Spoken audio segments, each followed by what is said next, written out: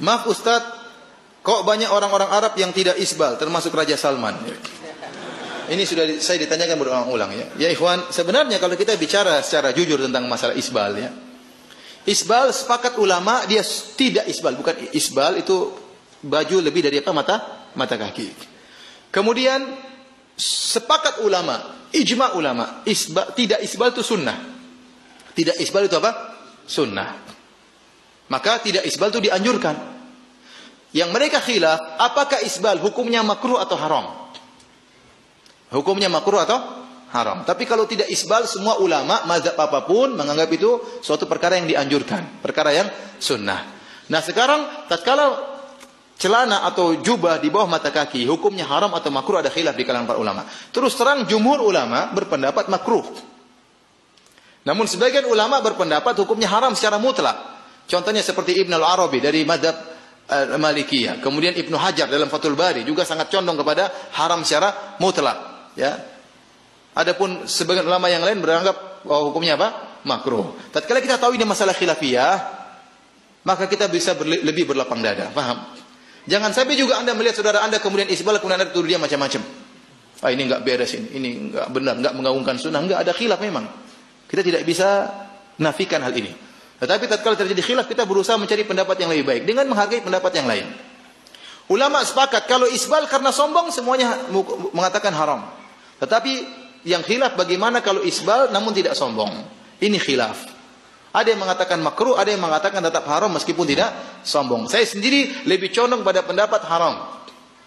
Kenapa? Karena ya Nabi SAW waktu menegur para sahabat untuk mengangkat celananya, Rasulullah SAW tidak pernah bertanya, kau sombong atau tidak? Kalau kau sombong, angkat. Kalau enggak sombong enggak apa-apa, enggak. Ya. Kemudian di antara hadisnya Rasulullah SAW mengatakan ma asfala minal ka'bain fa finnar. Apa yang berada di bawah mata kaki di neraka. Hadis ini umum sampai-sampai dipahami oleh para wanita. Di antaranya Ummu Salamah radhiyallahu anha berkata, "Ya Rasulullah, ya. Bagaimana para wanita yasna'na bidhuyulihinna? Bagaimana dengan para wanita yang roknya panjang sampai di bawah mata kaki? Terancam dengan hadis ini." Saya tanya sama antum, wanita tatkala memanjangkan roknya itu untuk sombong atau untuk apa? Sama sekali bukan karena sombong, tapi karena dalam rangka apa? Menutup aurat. Oleh karenanya Ummu Salamah memahami hadis tersebut umum. Masalah sombong enggak sombong dia enggak pikir. Kalau ternyata hadis tersebut hanya untuk orang sombong, dia tidak perlu tanya kepada Nabi. Bagaimana dengan para wanita? Tapi dia waktu bertanya kepada Nabi, bagaimana dengan para wanita yang isbal, menunjukkan dia pandang hadis tersebut maknanya apa? Umum. Dan Nabi tidak berkata, oh kalian tidak apa-apa, kalian tidak sombong, enggak ada. Nabi tidak bilang demikian.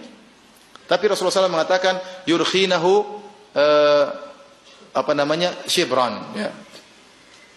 Kemudian kata Rasulullah SAW, isbalkan sepanjang sejengkal tangan. Kata Ummu Salamah, ini rukhsah kepada para wanita. Kata Ummu Salamah, idzan tanqashifu aqdamuhunna. Ya Rasulullah, kalau cuma panjangnya sejengkal akan tersingkap kaki mereka. Kata Rasulullah SAW, fayurkhinahu dhira'an wala yazidna ala dhalik. Panjangkan roknya satu hasta di bawah mata kaki dan tidak boleh ditambah lagi lebih daripada itu. Ya. Oleh karenanya para hadirin dan hadirat yang dirahmati Allah Subhanahu wa taala, di sini kita tahu bahwasanya masalah isbal masalah khilafiyah. Kalau ada orang yang isbal tidak perlu Anda kemudian menuduh dia macam-macam. Toh ini masalah khilafiyah. Tapi kita lebih senang menjalankan sunnah Nabi. Apakah isbal hukumnya makruh atau haram?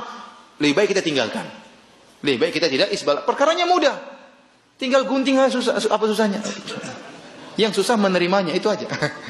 Kalau tinggal potong, mudah atau tidak? Tinggal bawa ke tukang jahit cuma 10.000 selesai. Susah. Dan masih ganteng kok, insya Allah masih ganteng. Dan tidak harus tinggi-tinggi. Yang penting tidak lewat mata kaki. Di mata kaki, nutup mata kaki tidak apa-apa. Kalau orang takut, ya Ustaz saya nanti dimarah sama bos saya. Taruh pas di mata kaki tidak apa-apa. Taruh pas di ujung tulang terakhir mata kaki tidak apa-apa. Yang penting jangan turun. Yang penting jangan turun. Tidak jadi masalah. Kalau naik lebih bagus. Kalau naik lebih bagus. Pertanyaan berikutnya, Ustaz Raja Salman isbal. Hafizahullah ta'ala. Pertanyaan saya, atau jawaban saya, Raja Salman bukan Ustaz ya. Raja Salman seorang apa? Raja. Makanya saya katakan, tidak ada orang Arab di Arab Saudi berdalil dengan Raja Salman. Bahkan yang paling bahlul juga nggak ada.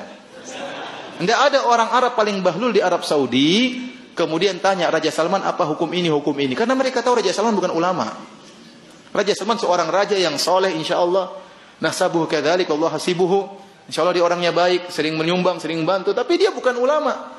Makanya dia punya ulama, dia pasang nih, saya punya ulama namanya anggota Lajnah Daimah, seperti semacam MUI di sana. Anggotanya ada semua ini. Kalau mau tanya agama tanya sama mereka. Jangan tanya sama Raja Salman, ya.